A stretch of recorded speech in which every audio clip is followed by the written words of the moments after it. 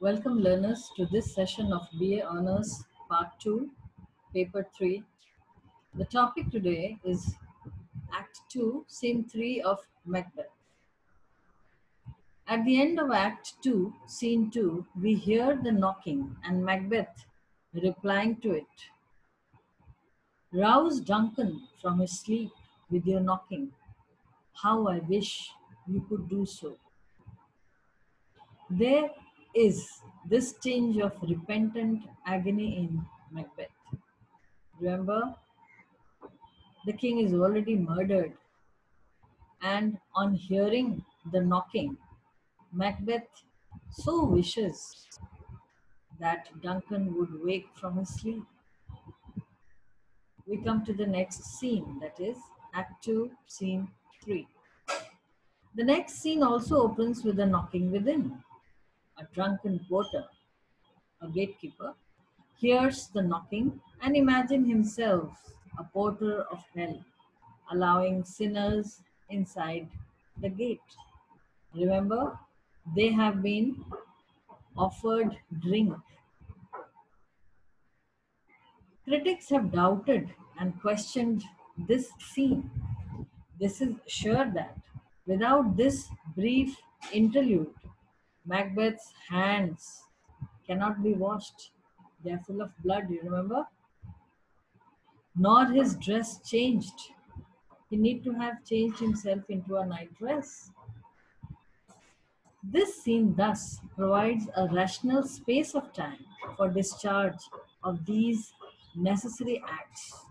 The porter, meanwhile, is busy admitting a farmer, an English tailor inside the hell gate.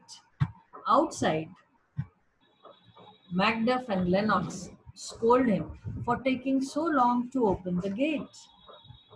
The porter is meant to be a comic figure, just as a devil is in the mystery plays.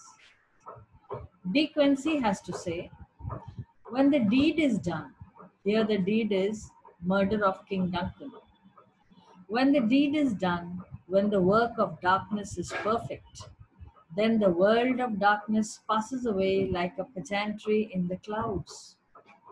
The knocking at the gate is heard, and it makes known audibly that the reaction has commenced. Here, the reaction out of the murder. It has already begun. The human hath made its reflux upon the fiendish, the devilish. The pulse of life are beginning to beat again, and the re-establishment of the goings on of the world in which we live first makes us profoundly sensible of the awful parenthesis, the gap, the interval that has suspended them. That means between the murder and the realization of the murder, there has been an interval. And things in to show that the things are as normal as every day, this scene had to be added. Macbeth enters and Macduff asks whether the king is awake or not, because it has been a long night. On hearing that he is asleep, he proceeds to wake him up, and Lennox, who is on the stage, he describes the strange events he saw the previous night to Macbeth. He narrates about the eerie birds screeching all night, the chimneys blown down, the unnatural shaking of the earth, and the uncanny ghostly voices prophesying ominously. An appalled Macduff returns with the news that the king is dead. He calls the servants to ring the alarm bell and asks the others to see for themselves. Meanwhile, Lady Macbeth and Banquo arrive, and the ghastly news is conveyed to them. Macbeth and Lennox return with Macbeth bemoaning that how he wished he were dead instead of the king.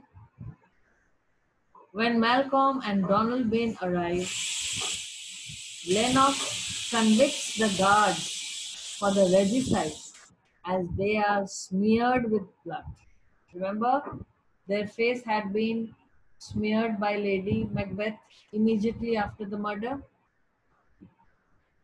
Macbeth declares that he has already killed the guards in a fit of rage. At this moment, Lady Macbeth feigns shock and faints. Malcolm and Donald Bain step aside and consult that their lives may be at stake. Their life is in danger. Hence, decides to flee Scotland. Meanwhile, Lady Macbeth is being helped out off stage. Banquo discusses the murder with the others left behind on the stage. Malcolm decides to flee to England, whereas Donald Bain decides to flee to Ireland, waiting for an appropriate time to venture into action. That's all for today. It is to be continued. Thank you.